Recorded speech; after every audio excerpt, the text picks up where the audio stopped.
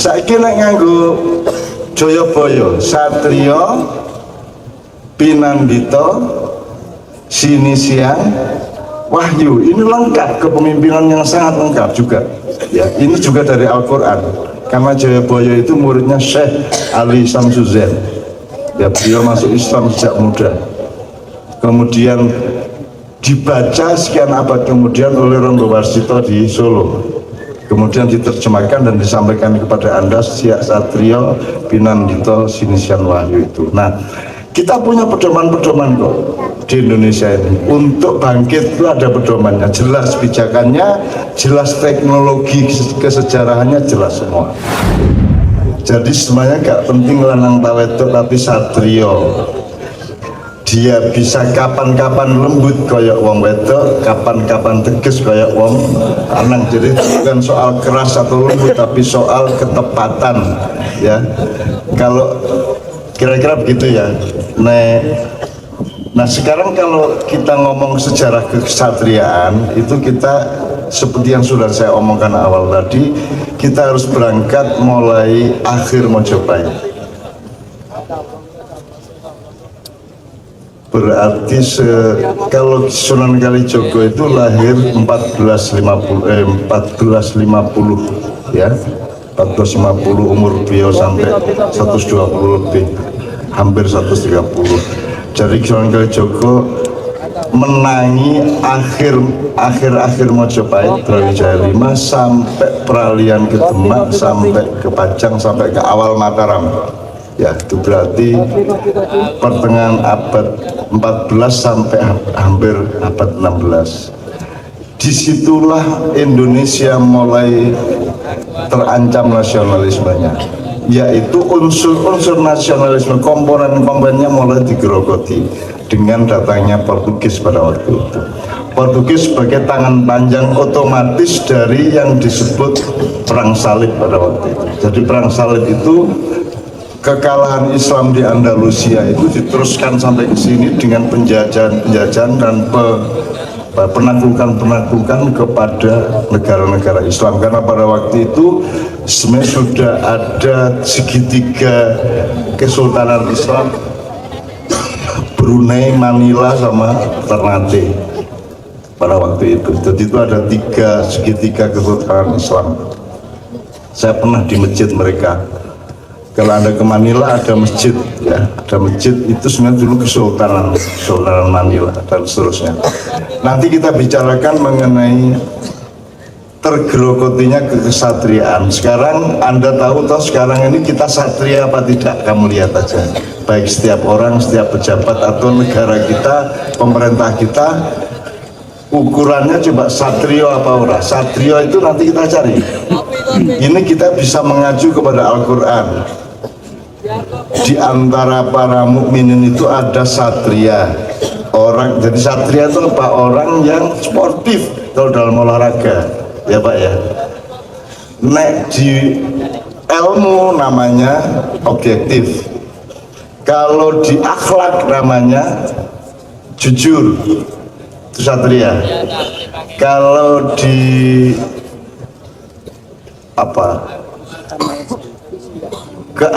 kalau di mekanisme sosial yang sila kelima, yaitu keadilan, kudu adil.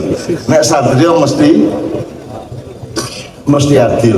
Nek musik, bagaimana musik yang kesatria gak bales, pas. Nek do ya do, nek gripe C minor ya C minor, nek dia belokno atau munggahno ngedukno, saya gak satria. Kalau dalam matematika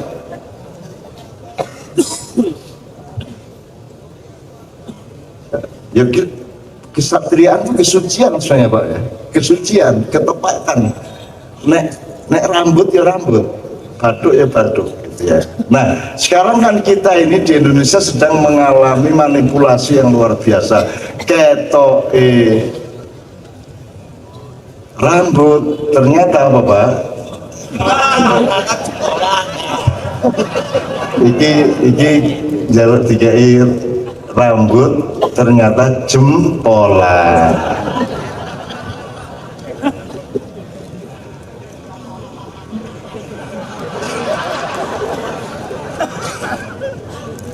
Iyalah, ya bos. Enggak tiga Pak Nafi ya. Tolong ya Pak Nafi, tolong ya. Jempolan sing akeh. Lumayan lah nanti. Aku optimis ke masa depan Indonesia karena ada polisi yang sangat berbudaya, yang sangat memasuki wilayah budaya. Tapi kita teruskan sedikit sebelum Pak satu nomor kemudian Pak Zawawi. Jadi pokoknya kalau teori selama ini Jimaiyah yang namanya defaultnya pemerintah, entah polisi, entah tentara, entah sipil adalah qul a'udzu birabbin nas. Defaultnya itu kepada masyarakat itu mengasuh, Pak, nyayangi, mengasuh, mengayomi. Begitulah seharusnya manajemen. Bahkan direktur, bahkan kapolres, bahkan itu bapak rumah tangga, defaultnya mindset utamanya adalah mengayomi. Itu dari An-Nas qul a'udzu birabbin nas. Di situ ada rububiyah, kemudian malikin nas, mulukiyah, kemudian ilahin nas, uluhiyah. Ya, teori ini ya, wis ciling ya. Dadi nek pokoknya bendino niku ngayomi, nyayangi, ngayomi, yayangi. Bahkan itu nanti kalau sampean kembali ke surat Al-Hasyr, dadi pejabat itu nomor siji menguasai masalah yang di wilayahnya. Nek wis menguasai masalah rakyatnya, teritorialnya, dan semua dialektikanya, semua komprehensi persoalan-persoalannya, dia kemudian menjadi tumbuh kasih sayangnya di alimul ghaibi wasyahadah, kemudian Rahman Rahim, baru Malik sampai Mutakabir. Di situ urut-urutan kesatria ya Pak Muzamil ya, karena persyaratannya semua kekesatriaan. Malikul Qudusus Salamul Mu'minul Muhaiminul Aziz Jabbar Mutakabir dan seterusnya. Ini kita catat-catat, tidak bisa kita perdalam. Pokoknya sing penting eling jadi file sing kapan-kapan bisa diperdalam di Oke. Dari situ kita tahu bahwa ke depan ini kita harus kembali mengkesatriakan Indonesia. Ini juga satria lagi. Ojo kon wayai gagah malah lembek, wayai lembut malah gagah. Ngeten nih Pak Polisi ya kira-kira gitu. Terus ngeten nggih. Saiki nek nganggo Jayabaya, Satrio, Pinandita, Sinisian, Wahyu, ini lengkap, kepemimpinan yang sangat lengkap juga. Ya, ini juga dari Al-Qur'an. Karena Jayabaya itu muridnya Syekh Ali Samsuzen. Ya, beliau masuk Islam sejak muda. Kemudian dibaca sekian abad kemudian oleh Rondo Warsito di Solo, kemudian diterjemahkan dan disampaikan kepada Anda Siak Satrio Pinandito Sinisian Wahyu itu. Nah, kita punya pedoman-pedoman kok di Indonesia ini. Untuk bangkit itu ada pedomannya, jelas pijakannya, jelas teknologi kesejarahannya, jelas semua. Oke, dari situ kita kembali, kita tentukan bahwa nomor satu adalah keibuannya Indonesia. Ibu itu mesti lembek apa bisa lebih tegas dari ayah, dari bapak? Bisa lebih tegas, betul. Jadi keibuan Pak Muzamil tidak berarti kita lembek. Kadang-kadang ibu lebih rijal daripada bapak, betul enggak? Rata-rata suami istriku sing kuasa sing wedok, rata-rata. Kenapa? Karena laki-lakinya orang baik. Kalau laki-lakinya itu punya mental binatang, maka dia tidak mau kalah sama istrinya. Tapi karena dia manusia yang berhati lembut juga, maka kalau sesama manusia, sing lemah mesti menang, sing kuat mesti kalah. Wis to, nek gak percaya kon rabio. Karena sing menang, sing kuat kudu ngalah. Kita betul. Sing kuat kudu ngalah.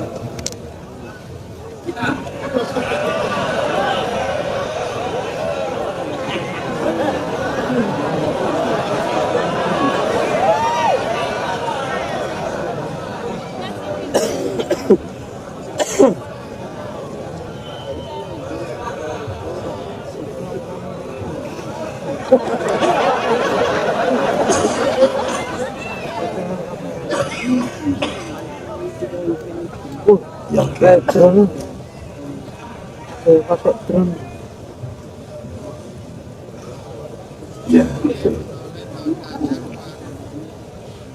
Engkau nomor handphone engkau sih.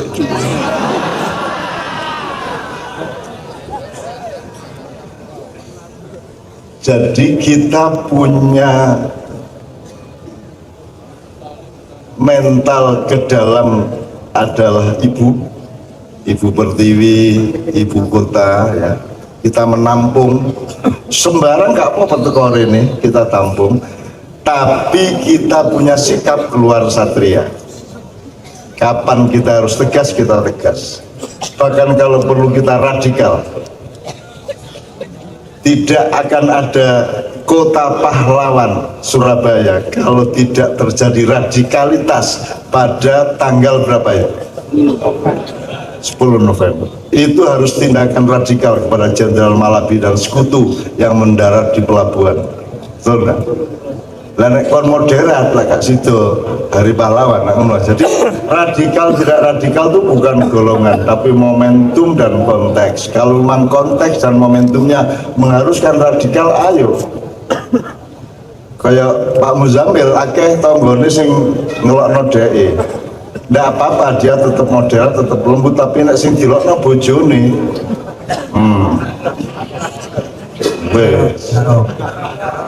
Caro.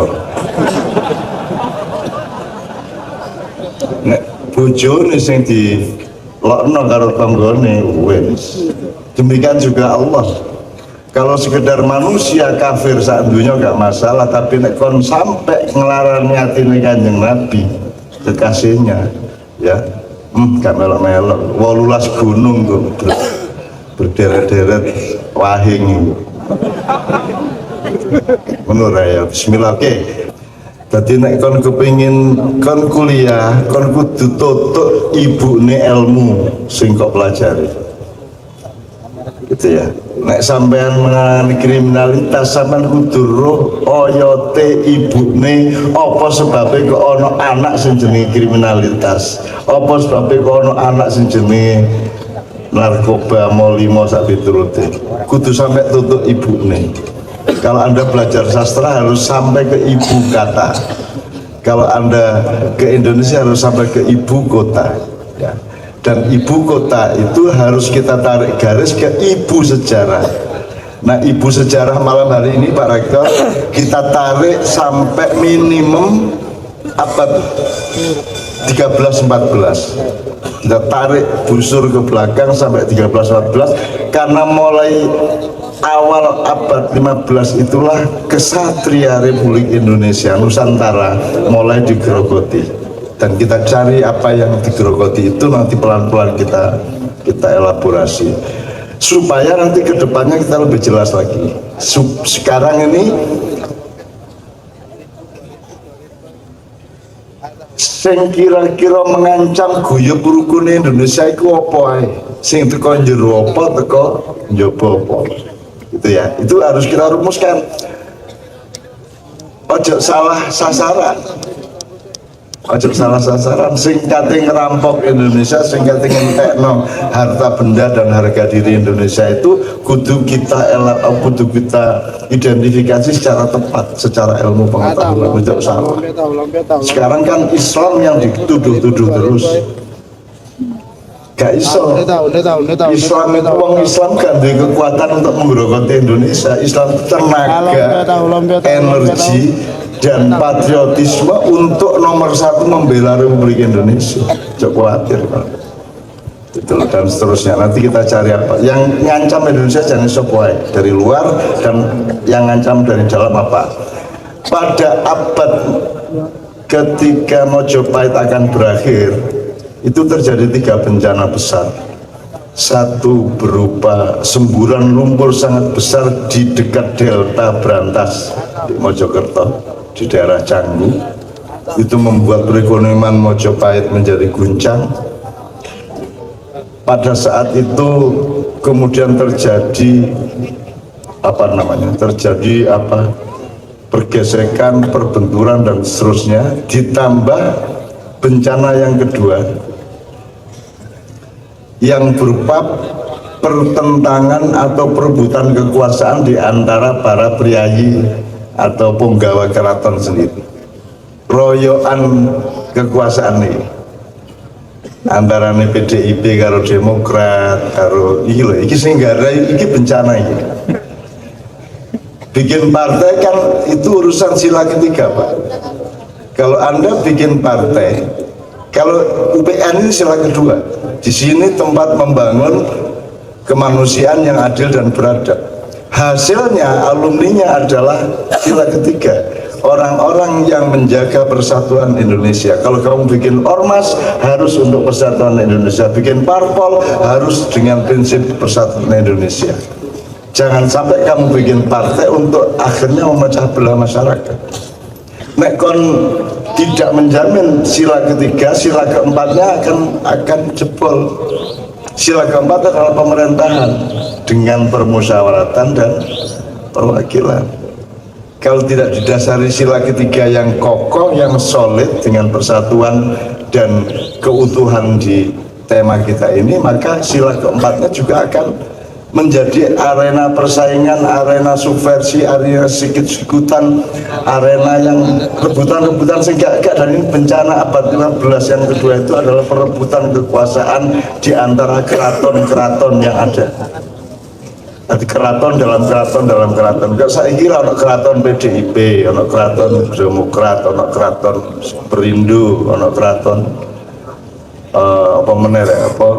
Nasdem, semua keraton kabeh. Masih rapat kaya opo ae PDIP tetep sing nentokno ratu lah ngono sih. Bener lah karek.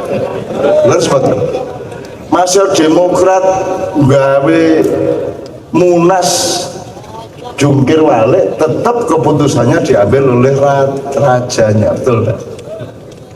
Begitu juga Nasdem, begitu juga Hanura, begitu juga Senyari, Perindo ini. Dan kita jangan menjadi bangsa yang tidak kesatria. Nek zaman biyen Nabi Nuh iku 900 tahun nek oleh wong 80 kira-kira sing beriman. Iblis berarti oleh sekitar 400.000. Kalah musuh iblis.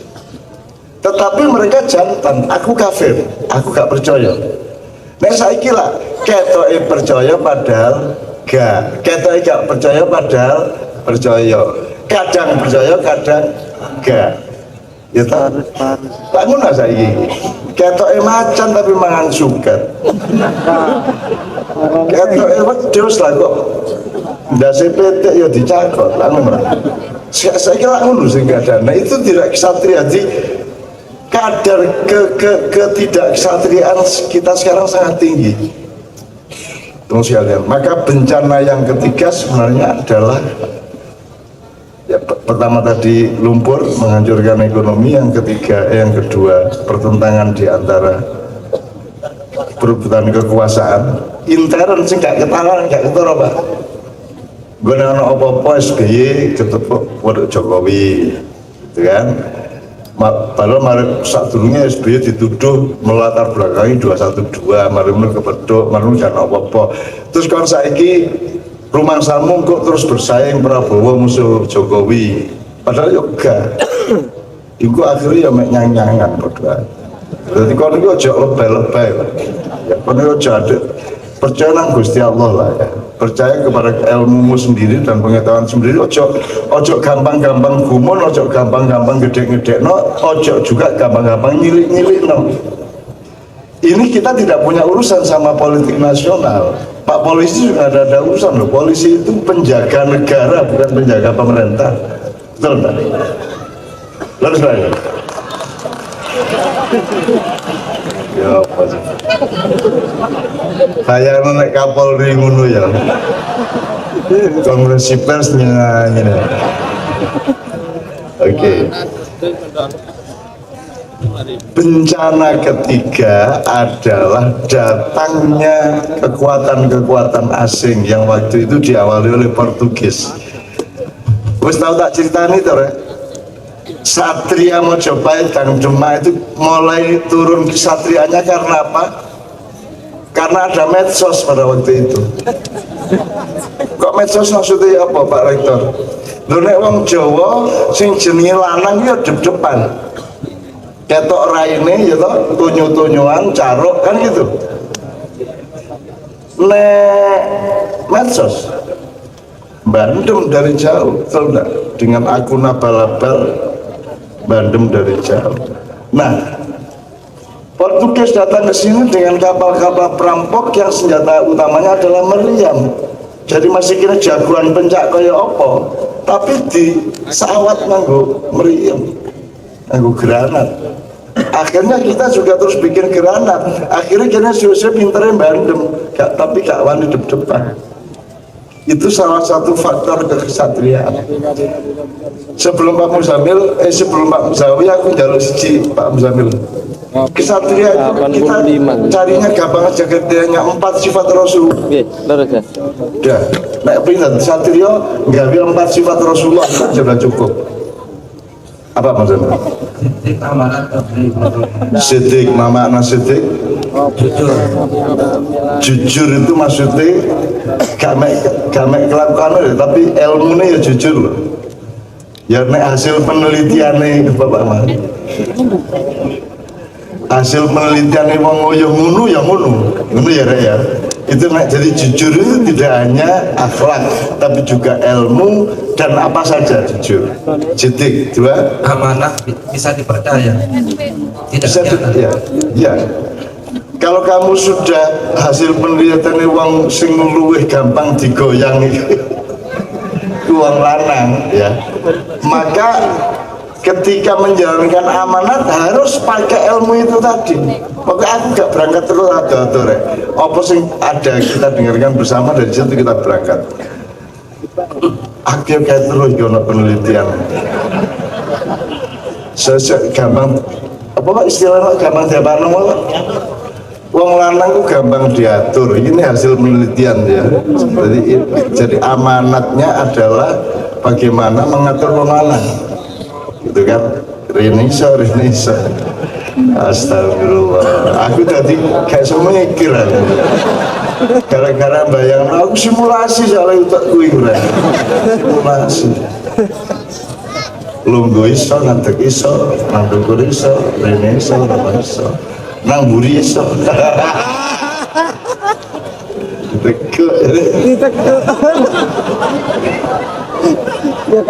kan jadi gue lah kenceng lah, harus tekuan itu lah ende, anak Jawa ya anak Jawa namanya 1 meter anak 3 meter ucok mudu kalau bal-balan Arab jadi yono ternyata di burian ini ya Bapak Rektor apa sama ngundang polisi gendeng ya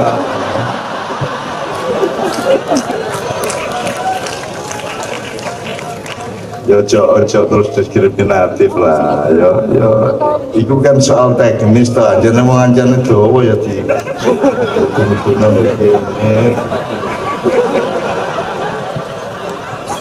enggak kalau sampean ya nek dawane mek 3 meter lah nek dawane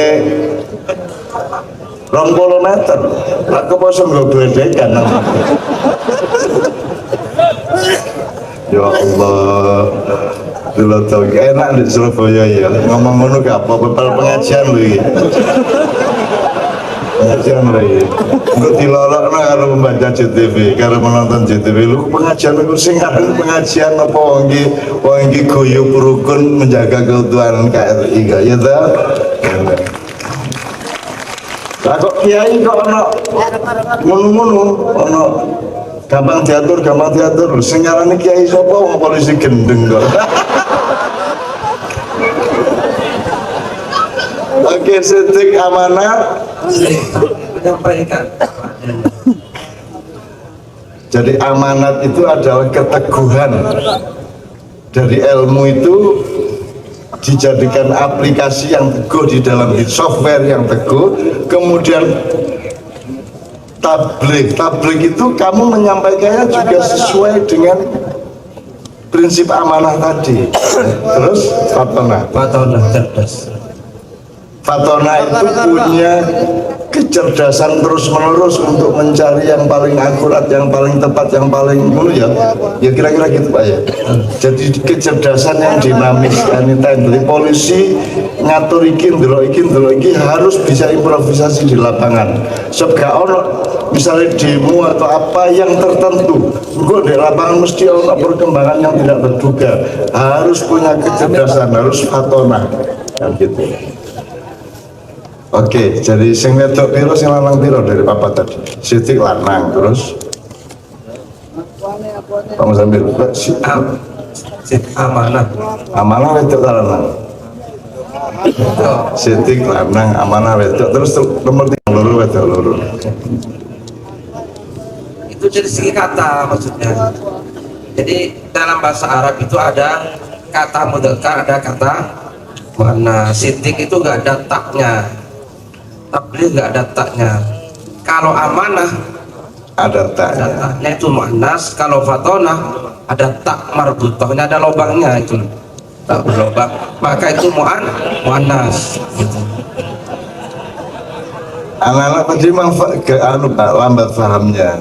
Iya. Karena kan yang dua pakai tak marbuto, yang dua ndak. Berarti anak lanang loro wedok loro. Gitu ya. Ada seorang wali kota Pak di daerah Jawa Timur marah. Sambat karo aku, cak Islam itu senengane wedok ya. Ya napa maksudnya? Lah kabeh ku istilah wedok-wedok kabeh. Apa istiqomah, mutmainnah, sakinah, mawaddah, rahmah. Wedok kabeh. Sing lanang mek situ Robun Ghafur. Ono balik kota ngono gendeng ya. Aku seneng. Indonesia ini selamat mergo akeh pejabat sing cek gendeng ya. Amin ya rabbal alamin.